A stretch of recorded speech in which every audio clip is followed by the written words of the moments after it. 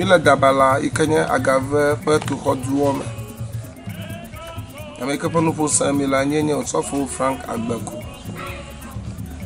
Chu agave nutepo. Onye maunya dogbe die ganye maunya gbrola Agbala Jiglalo, General Secretary na Menna Church of Ghana. Ara fenye dia papa no bebe wa sogbonami. Banya ikami asala. Nyala na oto. Kanya anya ba mia kaka maufanya lalu maufanya pa kaka. Eke mia kaka nyala. Neba mikla Marco Fagbala Tari Aden. Ne mikla pipi wa me lui atoa. Ameka yo wa mi je kanya Yesu Kristo agloba. E oglona over na mi hei da kaka lama. Kata aye mi de gbe fanya nwela na amawo kata. Amasika khwese.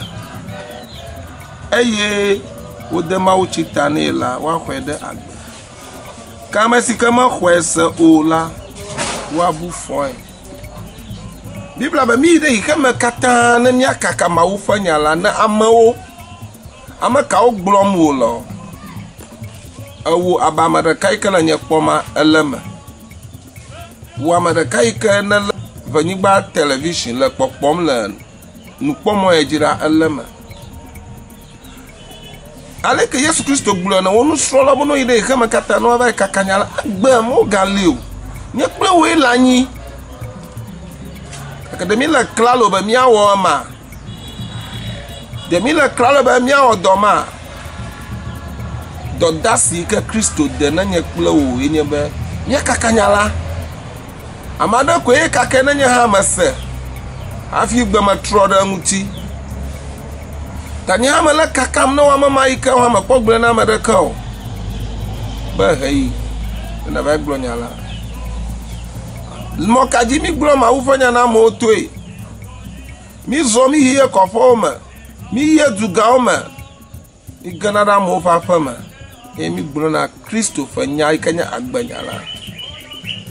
La gobu mo mi apa no ma o afu onu na mo ba o tetie ba Christo ogbo.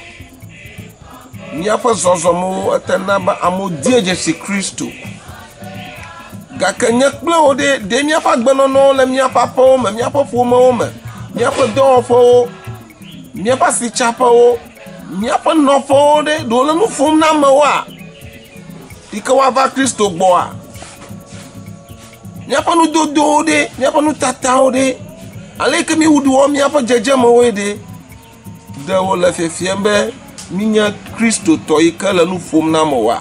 Aba mi hai ke ma kata. Ama mai ko la na terenti aglonya la na. Mi plemi la fuma. Mi plemi nyinimo. La nu viade ikana do morata. Agbamala gbajije na mi o. Alla banya kplola. Nya chonya la ayi. Agbe nuka okpo mi lo ama mama nyenye class yo ama ma nye makpo ma terenti ama mala nye makpo ma afonu no ka kola gbogbo be heyi na ba gbenya mana mama aduma mala nye mayi go Yona ma ugbe na ide Nineve ma de ba na ba ona na kolo na ba gblonya na ma o no iduma ma ikana la nyen kosa ala nye yevudu koma ala nyama yibodu koma ala bana yi aba glonyala na mo. You have to go and share the word of God with the people. So Jesus have said. Then my Yesu blema Mark chapter 16 verse 15 to 16. Ala klalwa ba dodasi mai ko das na nyeklo le miawa o ma nuku ngange o de hakaka nu ngala mo subo no vinya torola ay kana la tojindi la fanyiba TV pom ala klalwa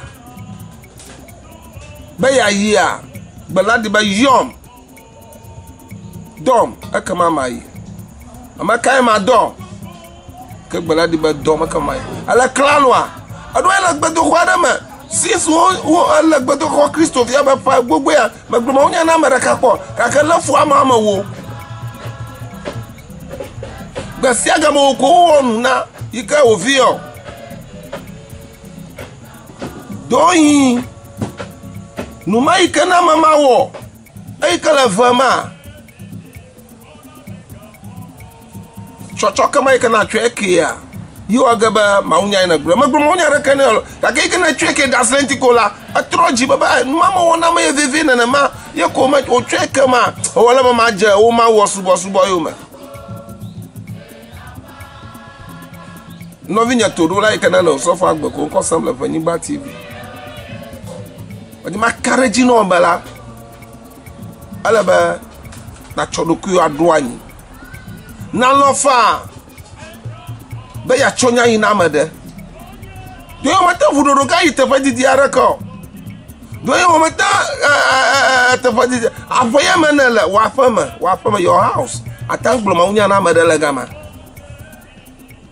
bia ɖokuiwo se be zi nene ye gblɔ mawunya na ame ɖe le aƒe ma me ye le dɔwɔƒe ma ye le du ma me ye le zi nene gblɔ mawunya na ame ɖe be ne trɔ dzi me na xɔ Kristo gake ele fu ame wu le dɔ me ele fu ame blave le ƒomie me ele fu ame gbogbo gake ma ka ɖe dzi nɔ be nenye be ata gblɔ nya ɖe na ame ɖe me ne trɔ dzi ma Mawu akpɔ dzidzɔ ebe mi tsɔ nye la yi miegbe no katã ame sia mi ke xɔe la woaxɔe ɖe agbe ne gblɔ nya la na ame ɖe yi wòtrɔ dzi ma woxɔe ɖe agbe ne gblɔ nya la na ame ɖe yi wòtrɔ dzi ma ekpɔ ɖeɖe ne gblɔ nya ɖe na ame ɖe wòtrɔ dzi ma Mawu ƒe yayra ava dzi nɔvi nye toɖola yi ke ne le nye gbe se ma ka ɖe dzi nɔ be Mawu lɔ eye wòlɔ nya gakpɔ be ame aɖeke ƒe nuwɔna enye nu vɔ̃ wɔla akpa o Yesu gblɔ be menye ame dzɔdzɔe ta ye va ɖo ke ame yiwo yi ke menye ame dzɔdzɔewo oa yi ta ye va ɖo ɔlɔ be ne sugbɔ kplo be wɔna tsɔ nya la yi na ame ɖe be ame aɖe nase be ame aɖe naxɔ be ɖeɖekpɔkpɔ yi ke ne le Kristo ma woasi na ke ɔlɔ be ne sugbɔ na mi katã amen.